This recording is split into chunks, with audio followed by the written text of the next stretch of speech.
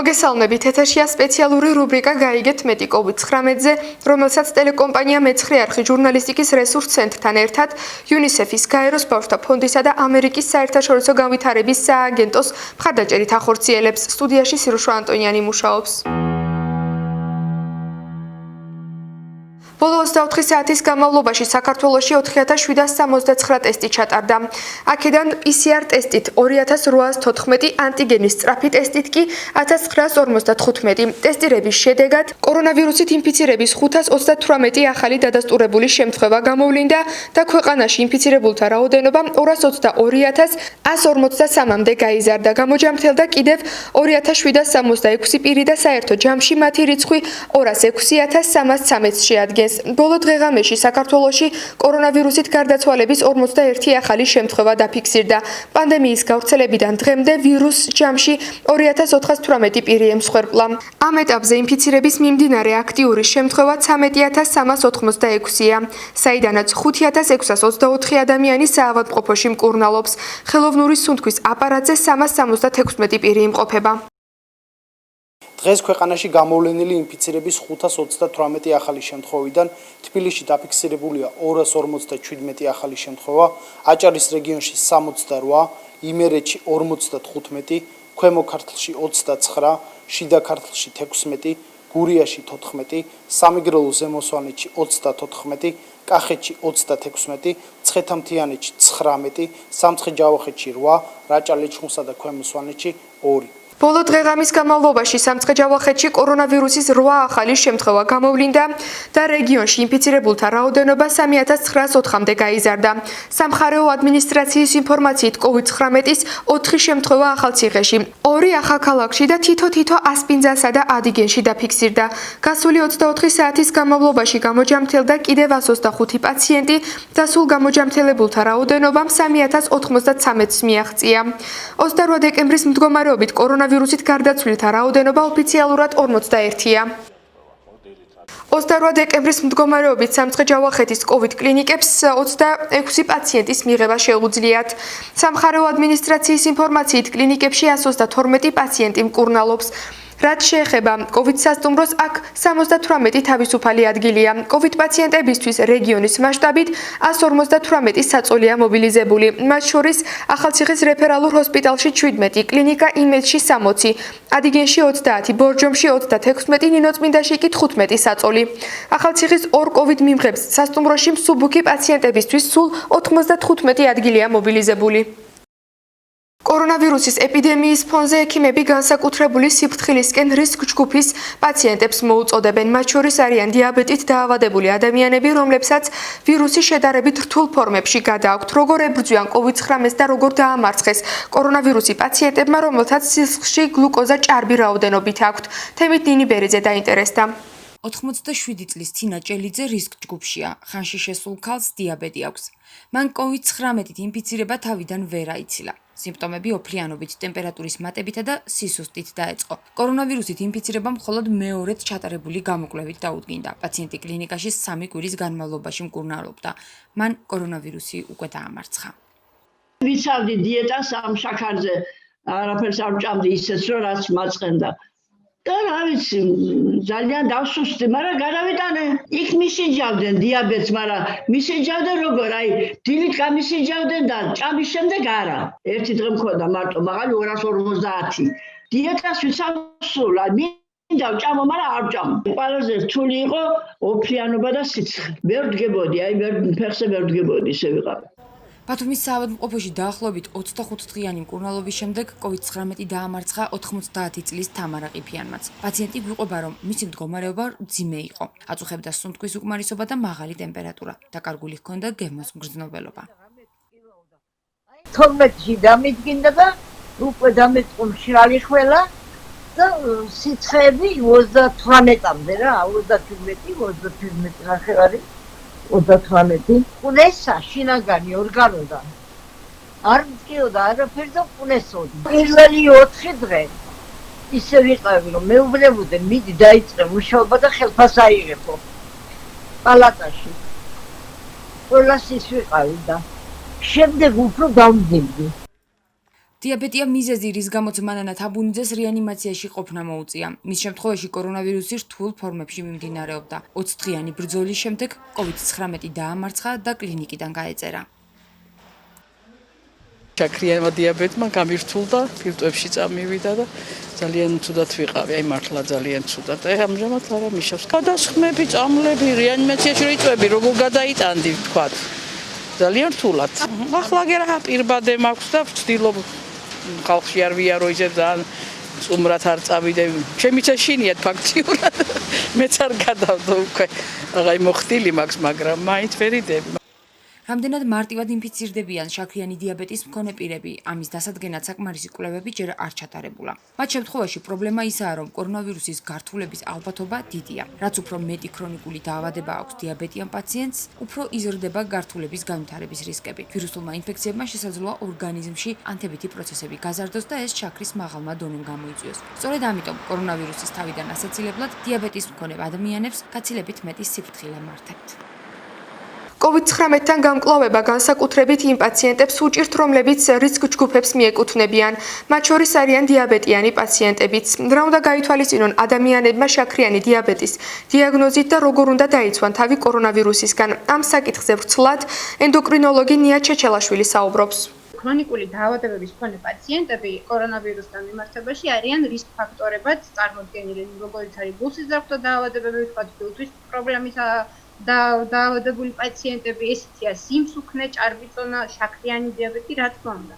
ანუ ქრონიკული დაავადებები ასე თუ ისე იმუნური სისტემის დაქვეითებას იწვევს, რადგან დიდხნიანი ქრონიკული პროცესი მიმდინარეობს და არის იმუნური სისტემა შედარებით დაქვეითებული და რაც უფრო დაქვეითებულია იმუნური სისტემა, უფრო მიმღებელია ის ვირუსის და უფრო აქტიურად შეიძლება თქვა დაინფიცირდეს, მაგრამ ესეთი მტკიცე დოკუმენტი იმისა, რომ აუცილებლად შაქრიანი დიაბეტიანი პაციენტი არის ესე ვთქვათ, მკაცრად გადაწყვეტილი ის, რომ მიიღო, ანუ ვირუსი უცებ დაემართოს და მარტივად დაემართოს, ესე კონკრეტულადაც არ არის და ესეც დამოკიდებულია საერთოდ დიაბეტის მდგომარეობასთან.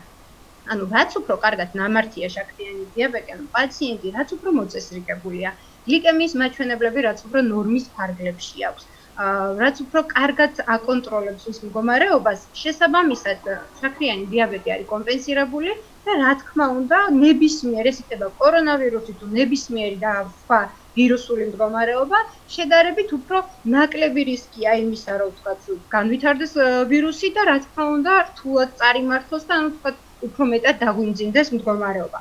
ანუ შაქრიანი დიაბეტის დროს, როდესაც არ არის სწორად ნამართი მდგომარეობა, ჰიპერგლიკემიები თავის მხრივ ძალიან დიდ ზეგავლენას ახდენენ ორგანიზმზე და ანუ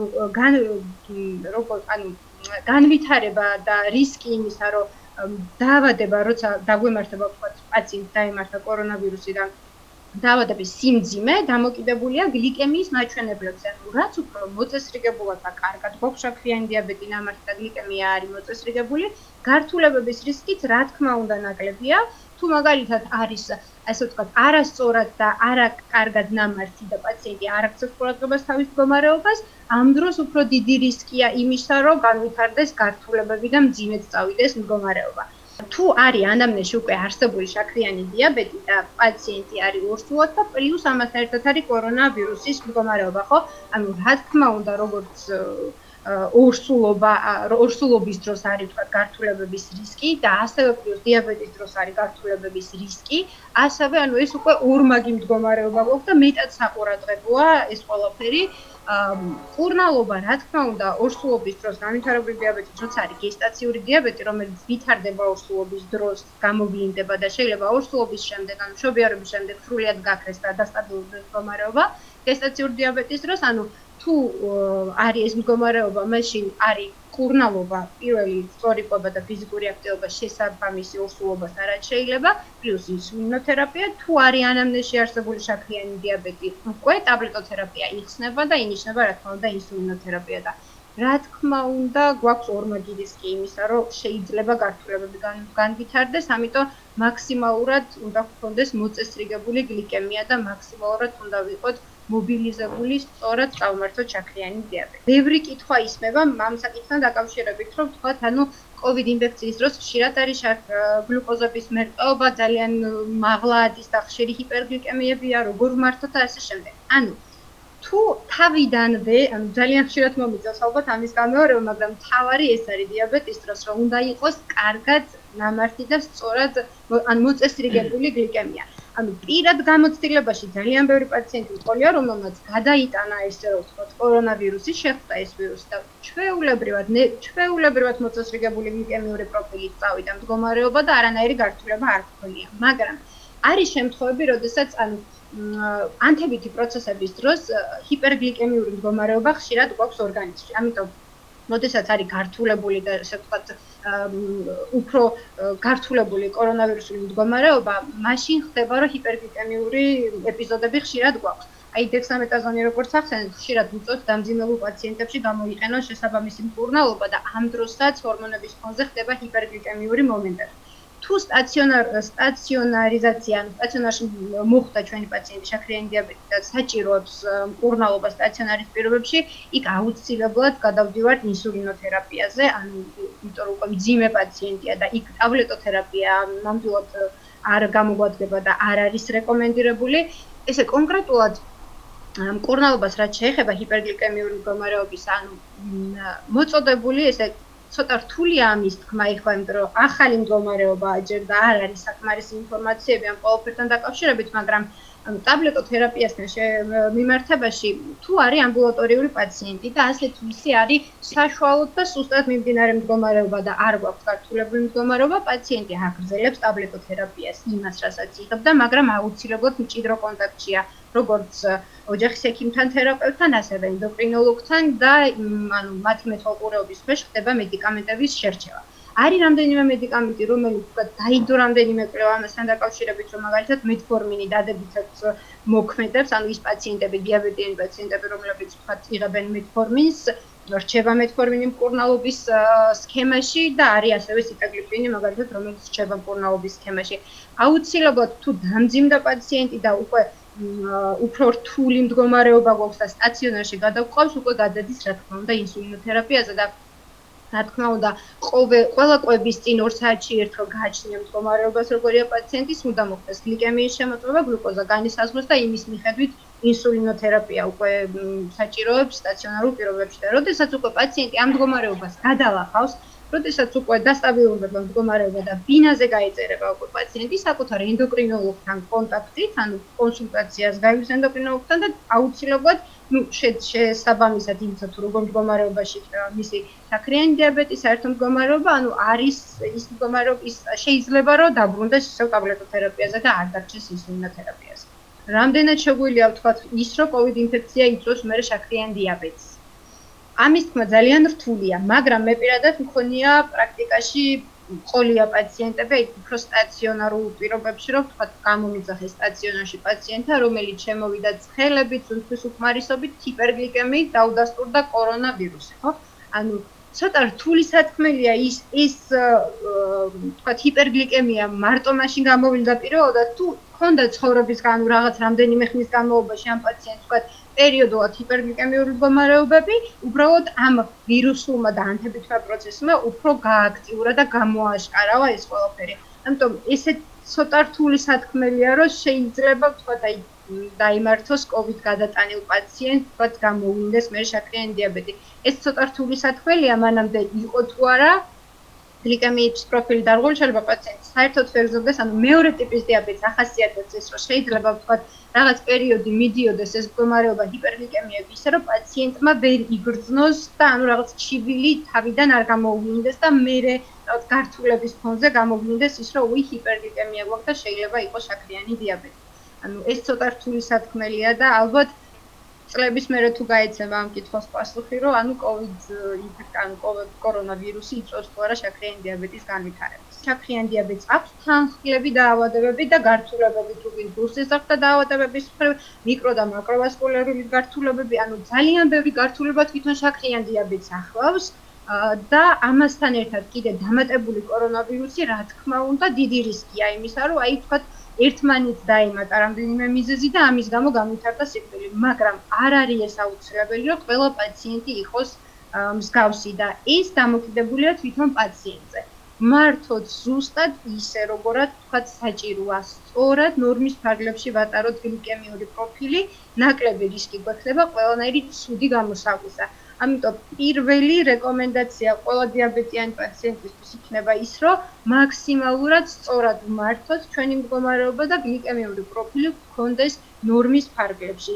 იმ სამიზნე ციფრებში, რაც არის თქვენთვის მოწოდებული, რომელსაც პირადი ექიმი, რა თქმა უნდა, ყველა პაციენტისთვის თანხლები დაავადებებიდან და ასაკიდან და მდგომარეობიდან გამომდინარე, აქვს თავისი სამიზნე ციფრები და იმის მიხედვით მართოთ უკვე მდგომარეობა და შესაბამისად ნაკლები ცუდი გამოსავალი გვექნება. შინაგან საქმეთა სამინისტრომ ბოლო 24 საათის განმავლობაში რეგულაციების დარღვევის 611 ფაქტი გამოავლინა.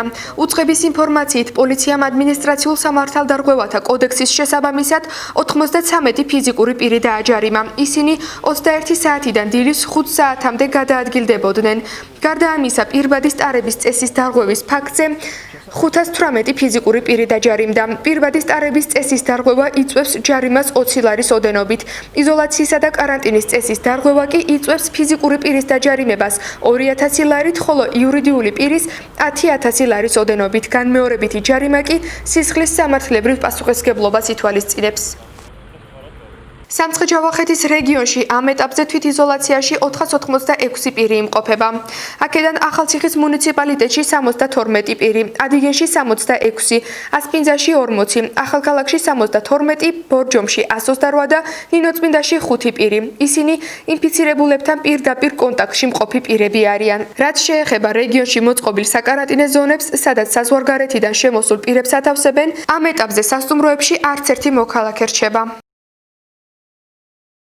თუ თქვენ COVID დადებითი ხართ და სახლში რჩებით, ეს რეკომენდაციები სპეციალისტებმა თქვენთვის შეიმუშავეს. რეკომენდაციები COVID-19-ის დადასტურებული შემთხვევების ბინაზე მართვის დროს.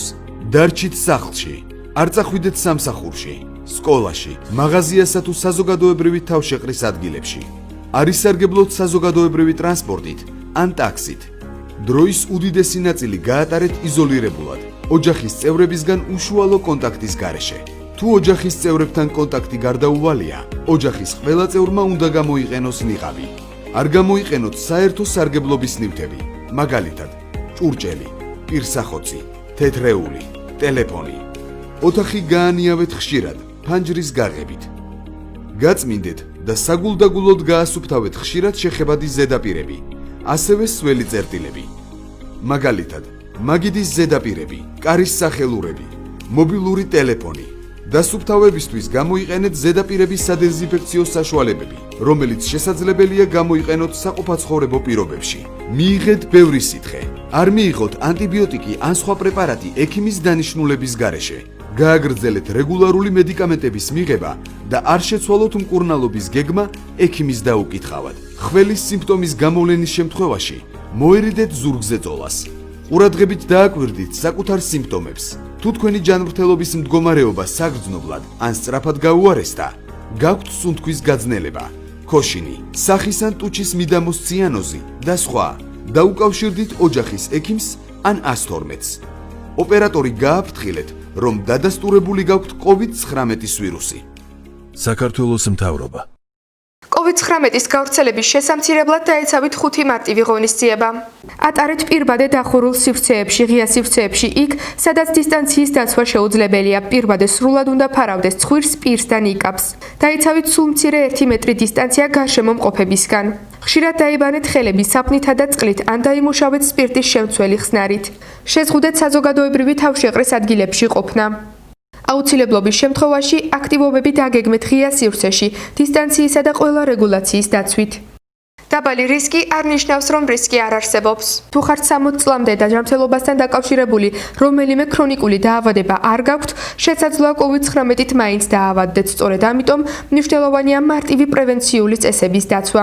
საზოგადოებრივ ადგილებში და ტრანსპორტში ყოფნის დროს გამოიყენეთ ნიღაბი. ხშირად დაიბანეთ ხელები საფნითა და წყლით, ან დაიმუშავეთ სპირტის შემცველი ხსნარით. ხველის ან ცემინებისას აიფარეთ ერთჯერადი ცხვირსახოცი ან მოხრილი იდაყვი. მოერიდეთ თვალებზე ცხვირსა და პირზე ხელის ხშირ შეხებას. შეზღუდეთ საზოგადოებრივ თავშეყრის და ხალხმრავალ ადგილებში ყოფნა. მოერიდეთ ავადმყოფ პირებთან მჭიდრო კონტაქტს. გაწმინდეთ და საგულდაგულოდ გაასუფთავეთ ხშირად შეხებადი საგნები და ზედაპირები. დაბოლოს გთავაზობს სასარგებლო კონტაქტებს, რომელიც კორონავირუსის შესახებ ინფორმირებაში დაგეხმარებათ. საკოორდინაციო საბჭოს ცხელი ხაზი 144. ჯანდაცვის სამინისტროს ცხელი ხაზი 1505 მუშაობს 24 საათის განმავლობაში. დაავადებათა კონტროლის ცენტრი 116-001 სამუშაო დღეებში 9 საათამდე, უქმეებზე კი 6 საათამდე. თუ კი გაქვთ მოხალისეობის და სხვების დახმარების სურვილი, შეგიძლიათ მიმართოთ წითელ ჯვარს 0800 4018.